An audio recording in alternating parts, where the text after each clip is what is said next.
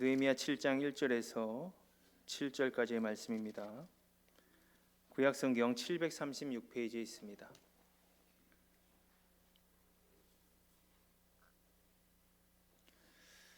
성경을 봉독하겠습니다. 성벽이 건축됨에 문짝을 달고 문지기와 노래하는 자들과 레위 사람들을 세운 후에 내 아우 하나니와 영문에 관한 하나냐가 함께 예루살렘을 다스리게 하였는데, 하나냐는 충성스러운 사람이요 하나님을 경외함이 무리 중에서 뛰어난 자라. 내가 그들에게 이르기를 내 해가 높이 뜨기 전에는 예루살렘 성문을 열지 말고 아직 파수할 때 곧 문을 닫고 빗장을 지르며 또 예루살렘 주민이 각각 자기가 지키는 곳에서 파수하되 자기 집 맞은편을 지키게 하라 하였노니, 그 성읍은 광대하고 그 주민은 적으며 가옥은 미처 건축하지 못하였음이니라. 내 하나님이 내 마음을 감동하사 귀족들과 민장들과 백성을 모아 그 계보대로 등록하게 하심으로 내가 처음으로 돌아온 자의 계보를 얻었는데, 거기에 기록된 것을 보면 옛적에 바벨론 왕 느부갓네살에게 사로잡혀 갔던 자들 중에서 노임을 받고 예루살렘과 유다에 돌아와 각기 자기들의 성읍에 이른 자들, 곧 스룹바벨과 예수아와 느헤미야와 아샤라와 라하마와 나아마니와 모르드게와 빌산과 미스메렛과 비그에와 느훔과 바하나와 함께 나온 이스라엘의 백성의 명수가 이러하니라. 아멘. 할렐루야.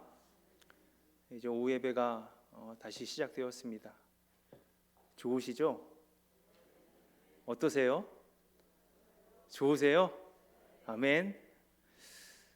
하나님께서 이 예배에 기름 부어주시고 또 여러분들의 마음에 생수와 같은 영을 부어주실 줄로 믿습니다. 오늘 느헤미야의 성벽 재건에 대해서 여러분들과 함께 상고하려고 합니다. 이 느헤미야라는 사람을 알기 위해서는 이스라엘의 역사를 좀 먼저 알아야 되거든요. 여러분, 솔로몬 왕 이후에 이스라엘이 나눠지게 됩니다. 남왕국 유다와 북왕국 이스라엘로 나뉘어지게 되죠. 북왕국은 아수르에 먼저 멸망당합니다. 그리고 남유다는 이제 바벨론에 멸망을 당해서 이제 포로로 잡혀가게 되죠. 이 바벨론이 그런데 이제 바사에게 멸망당하게 돼요. 페르시아거든요. 페르시아에게 멸망당하게 됩니다. 그러니까 이제 페르시아 왕 고레스에 의해서 이 바벨론으로 포로 당해 왔던 이 사람들이 노임을 당하게 돼요. 그래서 이스라엘 백성들이 모두 세 차례에 걸쳐서 귀환을 하게 됩니다. 예루살렘으로 돌아오게 돼요. 주전 537년에 1차 귀환을 하게 됩니다.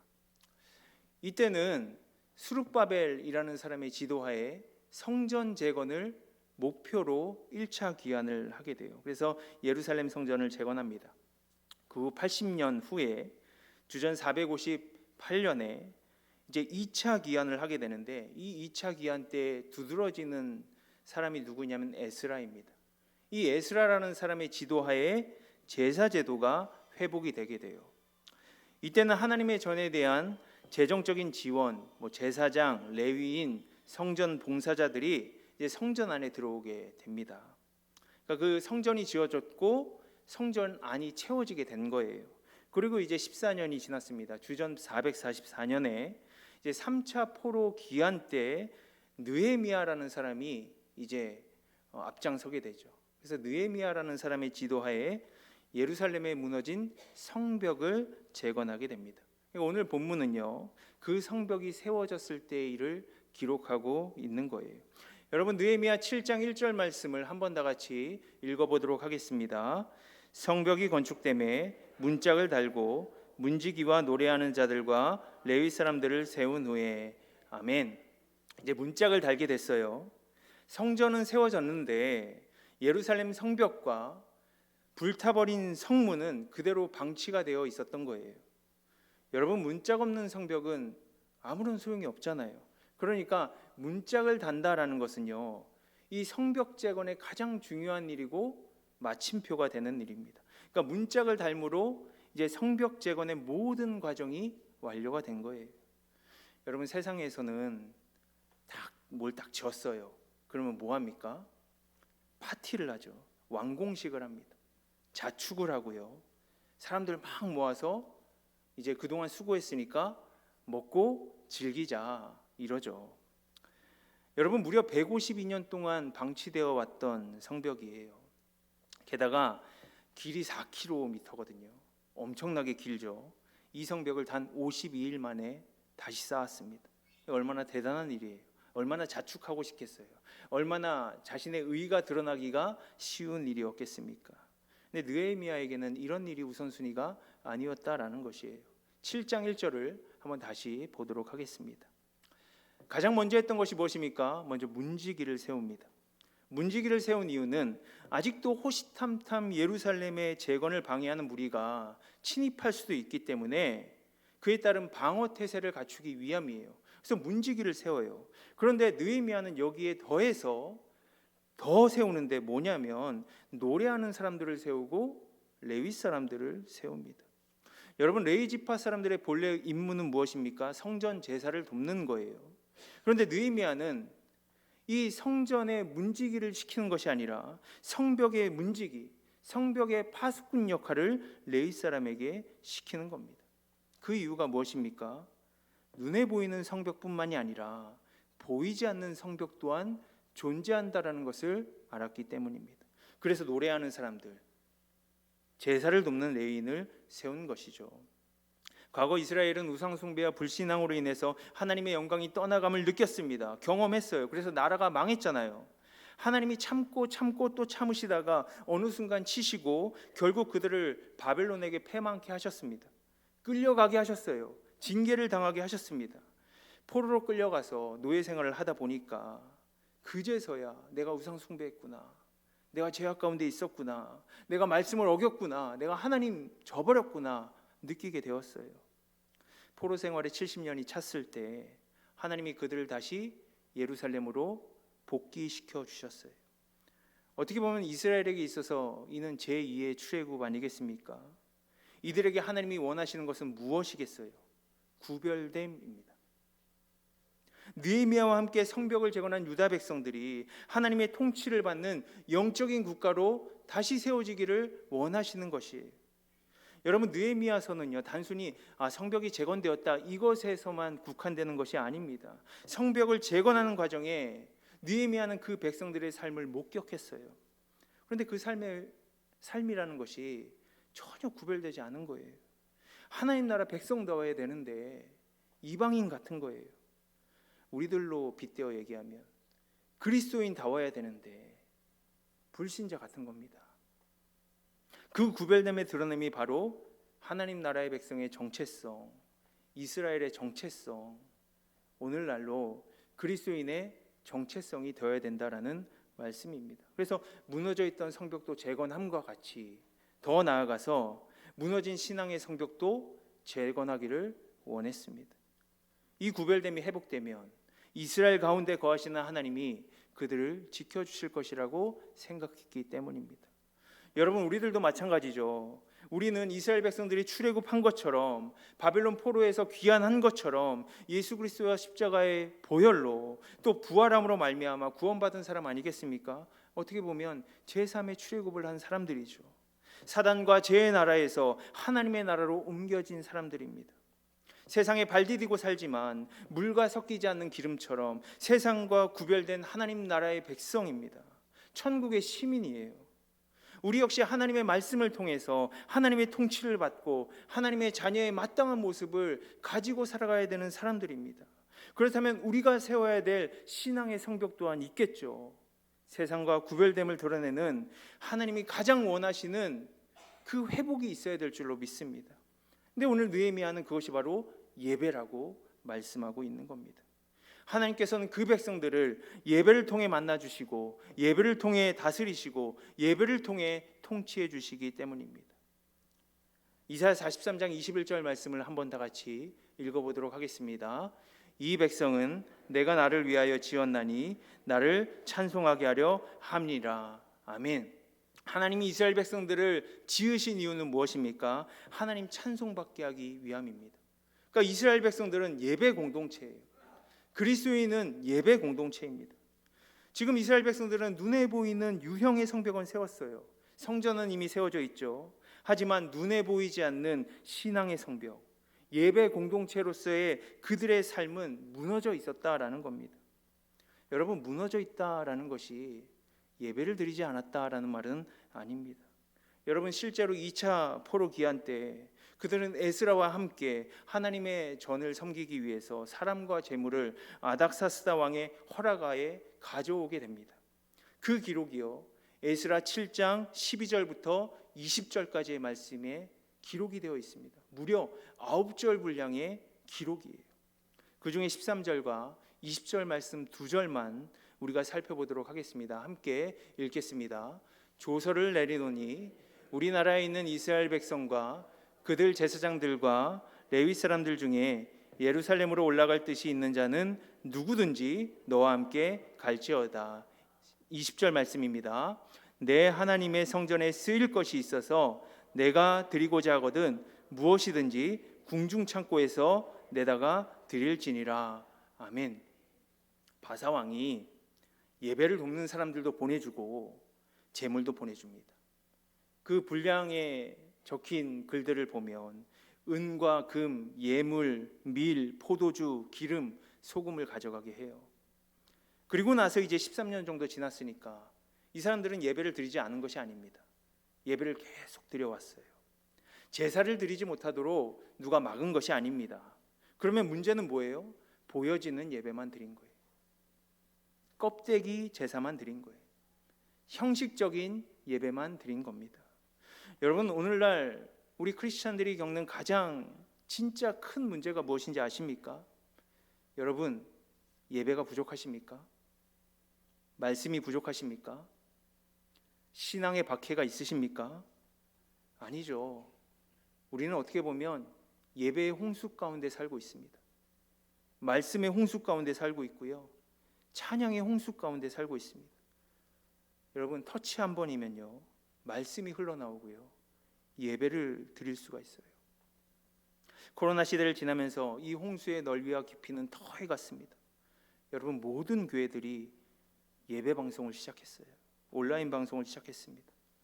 그럼 반대로 얘기하면 역설적으로 보면요, 너무 많아서 그 예배의 귀중함, 말씀의 귀중함, 찬양의 귀중함을 우리가 잊어버리고 있지는 않은지 다시 한번 생각해 봐야 될 줄로 믿습니다. 여러분, 이 시기를 지나는 동안 교회는 사회로부터 유례없는 지탄을 받았습니다. 법적으로 문을 닫게 되었죠. 예배를 드리지 못하게 되었습니다. 그러다가 이제 온라인으로 예배를 드리게 되었습니다. 처음에는 얼마나 좋았는지요. 가족들이 이제 텔레비전과 모니터 앞에 예배 시작 전에 모여 앉습니다. 옷도 잘 갖춰 입고요, 예배를 드려요. 시간이 지납니다. 텔레비전과 모니터 켜는 시간이 늦어집니다. 처음에는 옷도 잘 갖춰 입다가 편한 옷 그대로 앉습니다. 나중에 바쁜 일이 생기면 설교만 듣고 모니터를 끄고 외출을 합니다. 예배를 봐요. 예전의 간절함은 사라지고요, 형식적으로 보는 예배에 익숙해져 갑니다. 여러분, 저도 온라인 예배를 드리면서 느꼈던 점 중에 하나는 뭐냐면, 드리는 예배를 드리는 게 참 힘들구나, 이거를 느꼈어요. 여러분, 우리는 너무 보는 예배만 드리고 있지는 않은지요. 여러분, 이 상황이 너무 공감되지 않습니까? 그래서 그 어느 때보다 지금 이 시기는요, 영적인 회복이 절실한 시기입니다. 더 이상 미룰 수 없는 과제가 되었어요. 예수님께서 말씀하셨습니다. 요한복음 4장 24절 말씀을 보면 잘하는 말씀이시죠. 하나님은 영이시니 예배하는 자가 영과 진리로 예배할지니라. 아멘. 저는 이 말씀 묵상하는데요, 갑자기 무서운 생각이 들었어요. 우리가 예배하는데 육으로도 예배할 수 있구나, 이런 생각이 갑자기 들었어요. 무섭더라고요. 여러분, 이스라엘 백성들이 영으로 예배했나요?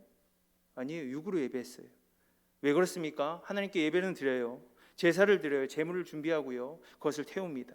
하지만 이 사람들이 이방인과 혼인을 해요. 왜 이방인과 혼인을 합니까? 그들의 힘을 키우기 위해서입니다. 세력을 확장시키기 위해서예요. 심지어 자녀들이요, 이방 언어를 더 자연스럽게 구사하는 상황까지 생겨났습니다.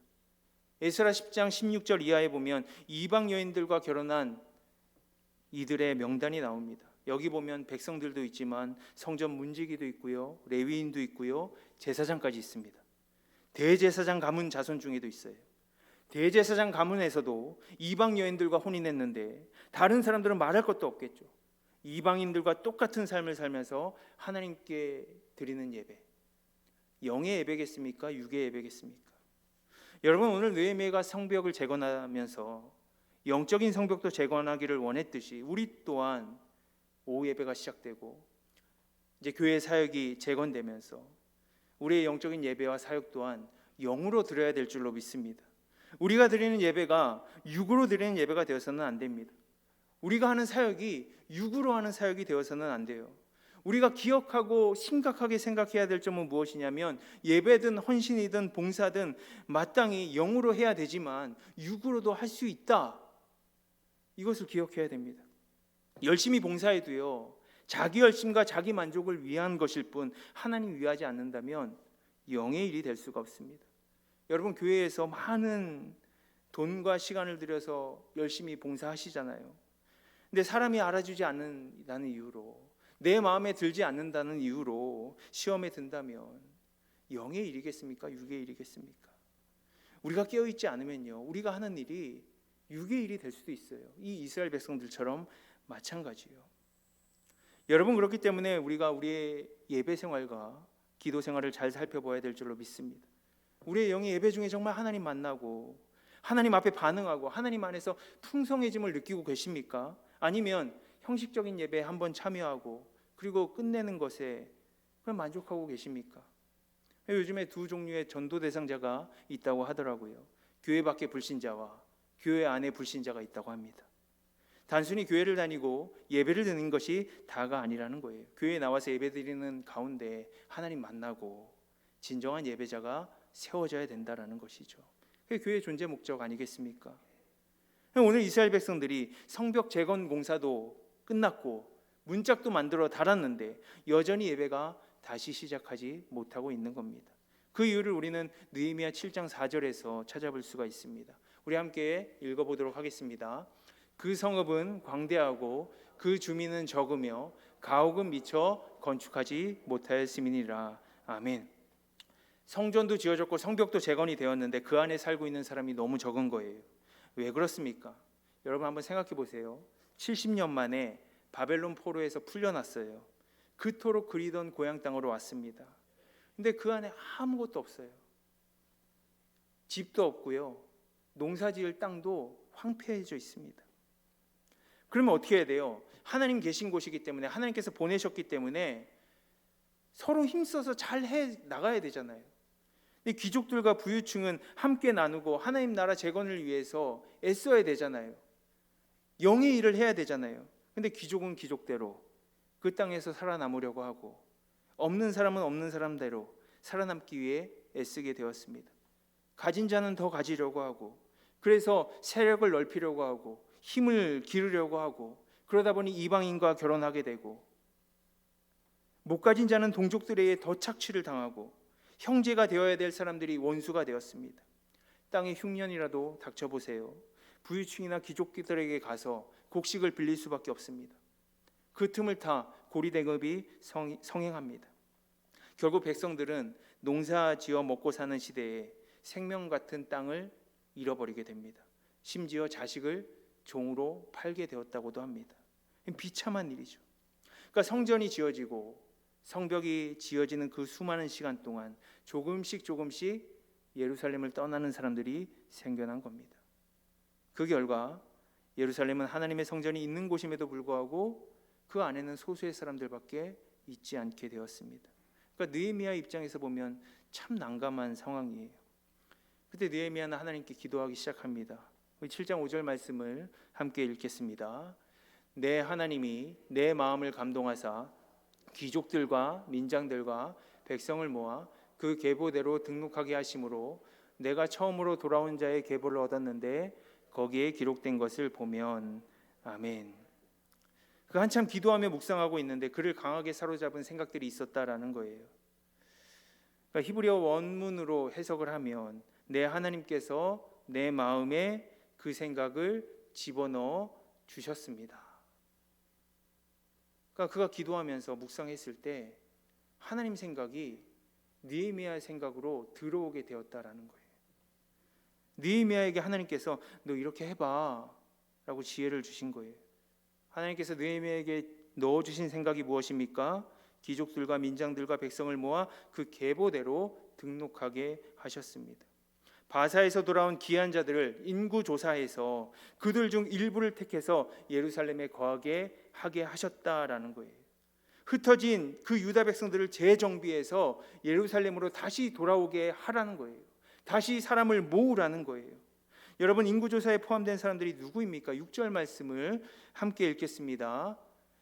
옛적에 바벨론 왕 느부갓네살에게 사로잡혀 갔던 자들 중에서 노임을 받고 예루살렘과 유다에 돌아와 각기 자기들의 성읍에 이른 자들. 아멘. 이 옛적에는 바벨론 왕 느부갓네살에게 잡혀갔던 일입니다. 포로로 잡혀갔던 일이에요. 포로의 신분으로 끌려갔습니다. 그래서 그들이 처음으로 예루살렘으로 돌아오는 데까지는 몇 년이 걸려요? 70년이 걸립니다. 그러니까 예루살렘에서 바벨론으로 끌려가고 다시 예루살렘으로 돌아오는데 70년이 걸려요. 근데 바벨론으로 포로가 되어갔던 사람들이 전부 다 돌아온 것은 아니겠죠. 당시에 이스라엘과 그 바벨론을 비교해 보면 바벨론은 비교할 수 없을 정도로 강대국이고 선진국입니다. 그곳에서 길게는 70년, 짧게는 수십 년이에요. 정착하고 살게 되었습니다. 그곳의 생활이 편하게 되었어요. 그래서 그곳이 좋다고 생각했던 사람들이 돌아오기를 원하지 않았습니다. 아무것도 없는 땅, 척박한 예루살렘으로 돌아와서 성전 재건하고 성벽 재건하기 위한 결단, 그것은 결코 쉬운 결단이 아니라는 겁니다. 이 사람들 중에는 레위 지파 사람들도 있었지만 성전에서 막리를 하는 사람들도 있었고 종이었던 사람도 있습니다. 예루살렘이 회복되고 제사가 다시 시작되어도 여전히 가장 어려운 일, 가장 천한 일 하는 사람들이 그런 결단을 했다라는 거예요. 이 사실을 이미 그들은 알고 있음에도 불구하고 그들은 하나님께 예배 드리려고 다시 예루살렘으로 귀환했다라는 겁니다. 그게 1차 포로 귀환의 명단이에요. 하나님께서 그 명단을 느헤미야로 하여금 찾게 하셨어요. 여러분, 바벨론에서 처음으로 예루살렘에 돌아온 사람들과 지금 느헤미야가 그때의 명단을 확보해서 인구조사를 하는 시점은 어느 정도의 시간 차이가 있습니까? 1차 포로 기환과 3차 포로 기환의 그 차이의 시간은 어느 정도겠어요? 93년입니다. 93년 전의 명단을 하나님께서 기억하고 보존하고 보호하고 계셨다라는 거예요. 하나님께서 그 사람들을 끝까지 붙잡고 보호하시고 한 사람 한 사람을 기억하고 계셨다라는 것을 믿으시기 바랍니다. 여러분, 우리에게도 이런 기억들이 있죠. 우리에게도 예배 때 하나님 만난 기억들이 있지 않습니까? 그래서 그 기억 때문에 하나님께 내 마음을 다 드리고 내가 가진 것 다 드리겠다고 그렇게 결단한 시간이 있지 않습니까? 지금은 비록 내 마음이 식어지고 내 마음이 편한 것을 추구하여도 이전에는 그런 예배를 드린 적 있지 않습니까? 사람은 잊어버려도 하나님께서는 기억하고 계시다라는 겁니다. 유대인 한 사람 한 사람의 이름을 기억하신 하나님께서 여러분들이 드린 그 한 사람 한 사람의 예배를 기억하고 계신 줄 믿으시기 바래요. 그러니까 오늘 느헤미야를 통해서 이 사람들을 하나님께서 기억하시고 찾게 하시고 또 그들을 모이게 하셨다라는 거예요. 느헤미야를 하여금 이 사람들을 다 모아라라는 겁니다. 성벽 안으로 들어오게 하라는 거예요. 다시 구별되게 하라는 겁니다. 여러분, 여러분들이 그 7장에 보면 그 사람들의 이름이 쫙 있거든요. 명단이 있어요. 근데 그 중에 한 분이라고 한번 생각을 해보세요. 93년 전에 하나님께 예배하기 위해서 그 성전에 들어가기 위해서 바벨론의 삶 다 내려놓고 예루살렘으로 돌아왔습니다. 근데 처음 마음 같지가 않은 거예요. 동족들에게 배신당하고 착취당하고 가난해지고 자식까지 팔아야 될 정도가 되었어요. 그래서 이런저런 모양으로 예루살렘을 떠나가게 되었습니다. 그렇게 떠나가면서 얼마나 하나님에 대한 갈급함이 컸겠습니까? 얼마나 하나님에 대한 갈망이 컸겠어요. 그 세월이 지났습니다. 근데 하나님께서 다시 찾으시는 거예요. 느헤미야를 통해서 모으신다라는 거예요. 하나님을 찾아 다시 성벽 안으로 들어온 사람들이 어떻게 하나님께 영으로 예배하지 않을 수 있겠습니까? 그 마음에 하나님을 모셔드리고 싶어하는 그 사람들이, 그 사모함과 경외함으로 가득 찬 사람들이 어떻게 진정으로 예배하지 않을 수 있겠습니까? 여러분, 그 예배가 어떤 예배겠습니까? 여러분, 우리도 마찬가지예요. 우리도 갈급한 마음으로 하나님 앞에 나아가면 하나님께서 여러분들의 그 마음에 영을 부어주실 줄로 믿습니다. 하나님이 이 세상을 얼마나 사랑하시는지 우리에게 깨닫게 하실 줄로 믿습니다. 하나님이 이 땅을 얼마나 회복시키길 원하시는지 우리에게 깨닫게 하실 줄로 믿습니다. 여러분, 이 마음이 예배를 통해 우리의 삶에 부어질 때 하나님의 회복의 역사가 우리를 통해서, 교회를 통해서 일어나게 되는 거예요. 여러분, 하나님을 사모하는 이들이 예루살렘 성전에 모였어요. 드디어 하나님의 부어짐이 일어나게 됩니다. 느헤미야 8장 1절 말씀입니다. 함께 읽습니다. 모든 백성이 일제히 수문 앞 광장에 모여 학사 에스라에게 여호와께서 이스라엘에게 명령하신 모세의 율법책을 가져오기를 청하매. 아멘. 모든 백성들이 자발적으로 모였어요. 수문 앞 광장에 모여 말씀 듣기를 청했습니다. 백성들의 요청에 부응해서 에스라가 율법책을 읽기 시작했어요. 새벽부터 정오까지 무려 6-7시간을 읽었습니다. 날짜로는 언제까지요?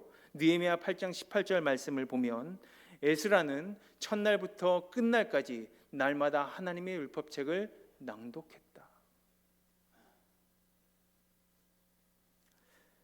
여러분, 우리는 성경 통독을 결단하면 하루에 10장 읽기, 20장 읽기 이렇게 결단하잖아요.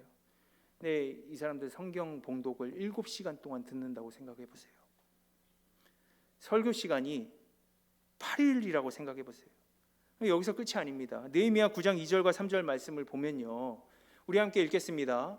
모든 이방 사람들과 절교하고 서서 자기의 죄와 조상들의 허물을 자복하고 낮 4분의 1은 그 제자리에 서서 그들의 하나님 여호와의 율법책을 낭독하고 낮 4분의 1은 죄를 자복하며 그들의 하나님 여호와께 경배하는데. 아멘. 낮 4분의 1을 계산하면 3시간입니다. 3시간 동안 말씀 들어요. 말씀을 들을 때 새롭게 깨달아진 자신들의 죄를 또 3시간 동안 회개하며 예배하는 겁니다. 그리고 모든 이방 사람들과 절교하기로 결단하는 거예요. 심지어 이미 결혼한 사람들도 자신의 아내들을 돌려보낸 경우도 있다고 합니다. 이게 하나님 나라 백성으로 회복된 이스라엘의 모습입니다. 비로소 그들의 영적인 성벽도 세워지는 모습이에요. 여러분, 우리는 어떤 예배를 드리고 있습니까? 내가 드리고 있는 예배와 이 수문 앞 광장에서 드려지고 있는 예배의 차이가 무엇이라고 생각하십니까? 어떤 차이가 있다고 생각하십니까? 단순히 시간의 차이입니까? 여러분, 그렇지 않습니다. 하나님에 대한 갈급함의 차이입니다. 여러분, 예배에 오시면서 하나님에 대해서 얼마나 갈급한 마음으로 오셨습니까? 성령님을 예배 시간에 얼마나 느끼고 계십니까? 이것이 단순히 구약 시대에만 있는 예배입니까? 아닙니다. 여러분, 본문의 수문 앞에서 드린 예배를 오늘 이 시간에도 우리는 드려야 될 줄로 믿습니다. 오순절 마가의 다락방에서 드린 그 예배를 오늘 이 시간 우리가 드려야 될 줄로 믿습니다. 불가능하다고 생각하십니까? 아니에요. 사람들이 기억할 수밖에 없는 그런 예배가 2023년에도 벌어지고 있습니다. 동영상 하나를 나누도록 하겠습니다.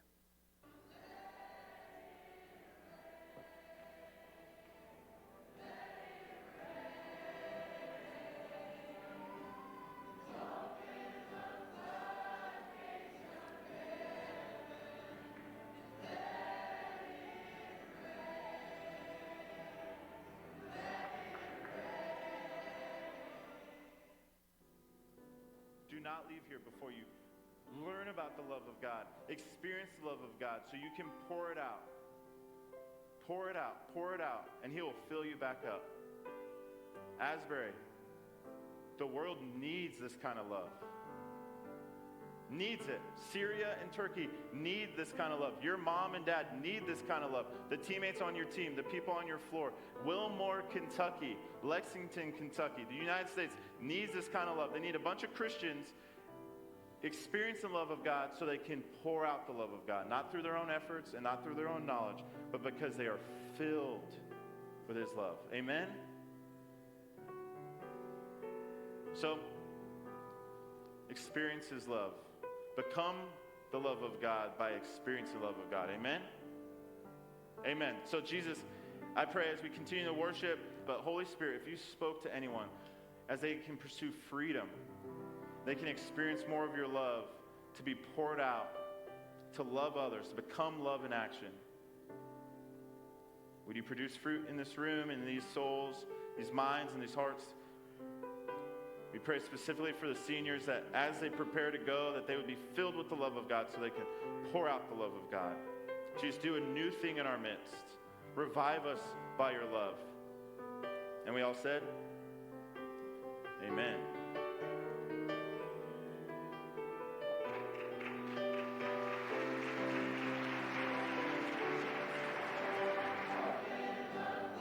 채플은 끝났지만 하나님의 사랑을 배우기까지 여기를 떠나지 말고 머무르라는 말씀에 반응하여 20-30여 명이 남아서 예배하며 기도하게 되고, 수업에 들어간 학생들도 성령의 음성을 듣고 다시 돌아와 예배하면서 숫자는 계속 늘어나게 된다. 이 소식이 퍼져나가면서 주변 신학교와 교회들의 갈급한 영혼들이 모여들어 함께 주의 얼굴을 구하면서 매일같이 예배가 이어지게 되고 학교는 휴교에 들어갔다. 1970년 에즈버리 대학의 청년 각성운동은 채플 후 한 남학생의 공개적인 회개를 통해 시작되어 수많은 캠퍼스들과 미국 전역의 전도운동으로 이어졌는데 다시 부흥의 부어짐을 경험하고 있는 것이다. 다시 시작된 이 사랑의 부어짐은 현재 계속적으로 진행 중이며 다른 캠퍼스들과 미국 전역으로 점화되고 있다.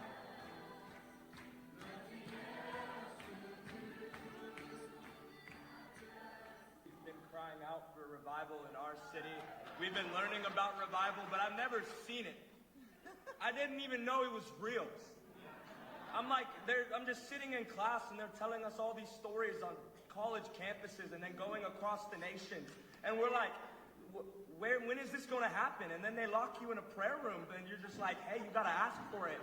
And we're just sitting there like, God, I'm asking, what does it look like? And then all of a sudden, my friend Jaden says, dude, if Jesus just localized himself and just sat his throne in a room, how could we not drive 6.5 hours to go see it? And we get here, and it was like complete, we get here at like 6 a.m. and it's completely silent. And I'm like, well, is this revival, God? And we walk upstairs because we're kind of nervous. We're like kind of shaking already. We didn't get any sleep. Just they're terrible road trip partners. They both fell asleep. I drove most of the way. But besides that, we go upstairs and there's people like sleeping and we're like, so this is revival, God? No. Cool, this is awesome. And then chapel starts and immediately we just see people flooding in. And God said, revival isn't hype. It's ordinary people who are hungry. It's ordinary people who are hungry. And he said, Gage, I'm going to need you to go to the altar. And I'm like, I don't want to go to the altar. And he's like, go to the altar. And I go to the altar and worship starts. And he's like, this is revival. Look left. And I look left. And there's this young college woman getting prayed over by an older woman. And he says, look right. And then there's this young guy praying over an older guy. And he says, look behind you. And everyone's just raising their hands. And he said, Gage, this is revival. It isn't hype. It's ordinary people crying out for a move of God in our generation. And I'm here to talk to everybody in this room who is hungry. What an honor. What an honor it is to be here. Revival's real. It isn't just a story we've heard about. It's come.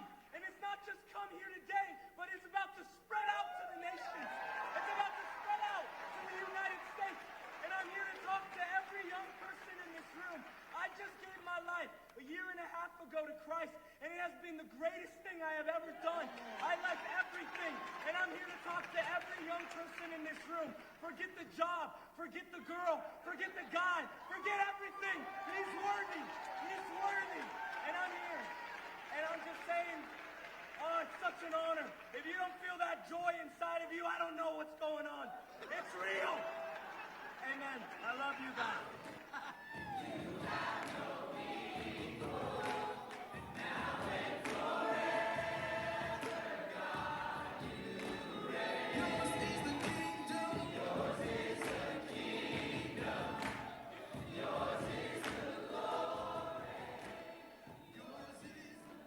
It's their turn to turn around, God, and give it to the next person in line, God, to walk with the next person.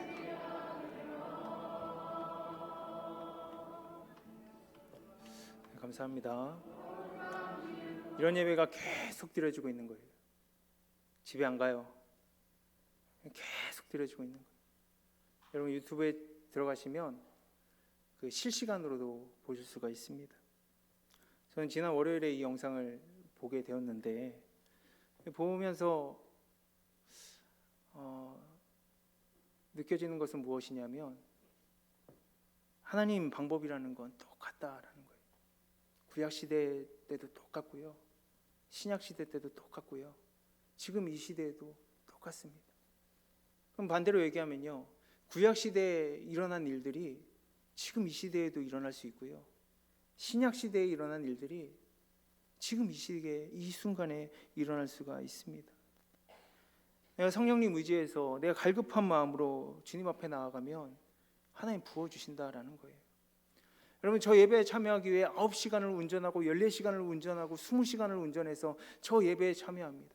밖에서 6시간을 기다리고 8시간을 기다리고 저 예배당에 들어가려고요. 얼마나 간절하면 얼마나 갈급하면 그렇겠습니까? 여러분 갈급한 마음으로 하나님께 나아가 예배하면 하나님은 우리에게 그 갈급한 만큼 성령님을 허락하시는 줄 믿으시기 바랍니다. 그 갈급함이 하나님께서 우리에게 원하시는 거예요. 여러분 아까 우리가 요한복음 4장 23절 읽었지만 현대인의 성경으로 한 번 더 읽었으면 좋겠습니다. 함께 읽습니다. 아버지께 진정으로 예배하는 사람들이 영적인 진실한 예배를 드릴 때가 오는데 바로 이때이다. 아버지께서는 이렇게 예배하는 사람을 찾으신다. 아멘. 하나님께서 그냥 예배하는 자를 찾는 게 아닙니다. 보는 예배를 하는 사람들을 찾는 게 아니에요. 육적인 예배자들을 찾는 것도 아닙니다. 이렇게 예배하는 자들을 찾아요. 근데 그 이렇게 예배하는 것이 무엇입니까? 영적인 진실한 예배를 드리는 사람들, 마음을 다하여 하나님을 찾는 사람들, 내가 갈급함을 가지고 갈망함을 가지고 하나님께서 채워주지 않으면 저는 안 됩니다 라고 고백하는 사람들, 그런 사람들을 하나님께서 찾으신다라는 거예요. 여러분 우리도 이런 예배자들이 되었으면 좋겠습니다. 내가 교회 열심히 다니지만 봉사도 열심히 하지만 자꾸 세상이 주는 즐거움에 눈길이 가십니까? 내 의와 내 욕심에 계속 넘어지십니까? 내 외적인 성벽은 세웠지만 내 영적인 성벽은 세우지 못하시고 계십니까? 하나님께 대한 간절함을 회복하셨으면 좋겠습니다. 그 간절함으로 예배를 참여하셨으면 좋겠습니다. 예배 가운데 하나님의 그 만남을 사모하시기 바랍니다. 시냇물을 찾기에 목마른 사슴과 같이 예배 가운데 하나님을 만나고 사모하는, 그래서 그것을 그리워하는 우리들이 되었으면 좋겠습니다. 우리가 이 기도 제목 놓고 우리 찬양하고 기도하기를 원합니다. 내 갈급함이라는 찬양인데요, 우리 가사를 생각하면서 함께 찬양하도록 하겠습니다.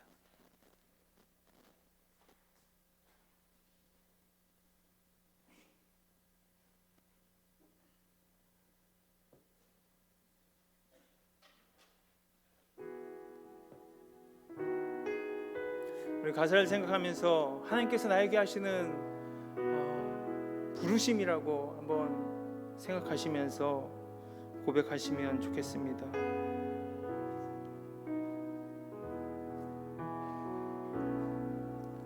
내 갈급함 어느 것으로 채울 수 없네. 내 갈급함 상한 나의 심령에 내 갈급함 부르짖는 소리 들으소서. 내 갈급함 주의 음성 들리네.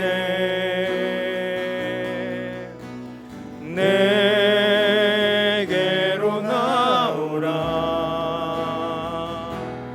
영원히 영원히 목마름 전혀 없으리. 내게로 나오라. 가까이 가까이 생수의 근원 되신 주께 내게로 나오라. 영원히 영원히 목마름 전혀 없으리. 내게로 나오라. 가까이 가까이 생명의 근원 되신 주께. 다시 한번 고백합니다. 내 갈급함 내 갈급함 어느 것으로 채울 수 없네. 내 갈급함 상한 나의 심령에 내 갈급함 부르짖는 소리 들으소서. 내 갈급함 주의 음성 들리네. 내게로 나오라. 내게로 나오라.